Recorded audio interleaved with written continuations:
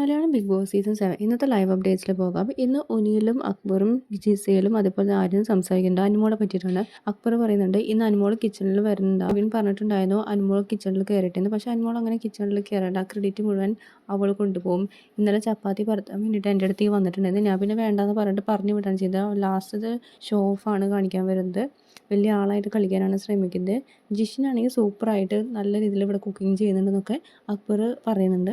അപ്പോൾ ഒനിയിൽ പറയുന്നുണ്ട് നാടൻ ഫുഡ് ഉണ്ടാക്കൽ ജിഷിനെ തുല്യം വേറെ ആരുമില്ല, വെല്ലാനായിട്ട് ആരുമില്ല എന്ന് പറയുന്നുണ്ട്. എന്നിട്ട് അഭിലാഷ് പറയുന്നുണ്ട് അന്നൊരു കോമ്പറ്റീഷൻ ഉണ്ടായിരുന്നപ്പോൾ പായസത്തിൻ്റെ കോമ്പറ്റീഷൻ ഉണ്ടായിരുന്നപ്പോൾ അനുമോൾ ചെയ്ത പായസം കൊളായി കരിഞ്ഞു പോയി എന്ന് പറയുന്നുണ്ട്. അപ്പോൾ ഒനിയിൽ കൂട്ടിച്ചേർത്ത് പറയുന്നുണ്ട് സേമിയ പായസം അവൾ കരിയിപ്പിച്ച് കളഞ്ഞെന്ന്. അതിനിടയിൽ അക്ബർ വേറൊരു കാര്യം സംസാരിക്കുന്നുണ്ട്. എന്തെന്ന് വെച്ചാൽ നൂറ അടുത്ത നോമിനേഷൻ വരും, അവളുടെ ഇമ്മ്യൂണിറ്റി നോമിനേഷൻ പവറൊക്കെ ഞാനാണ് കളഞ്ഞത്. ഇനി നൂറ പുറത്തു പോയാൽ അതിന് കാരണക്കാരൻ ഞാൻ തന്നെയായിരിക്കും.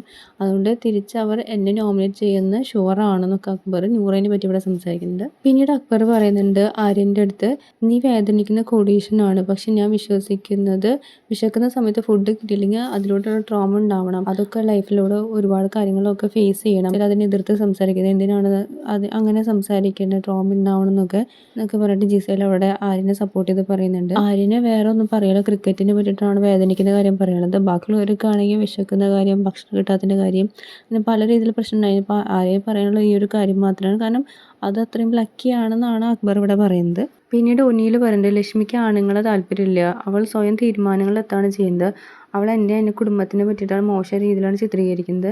എനിക്ക് 42 വർഷമായിട്ട് ഇതുവരെയും ചീത്തപ്പേര് വന്നിട്ടില്ല.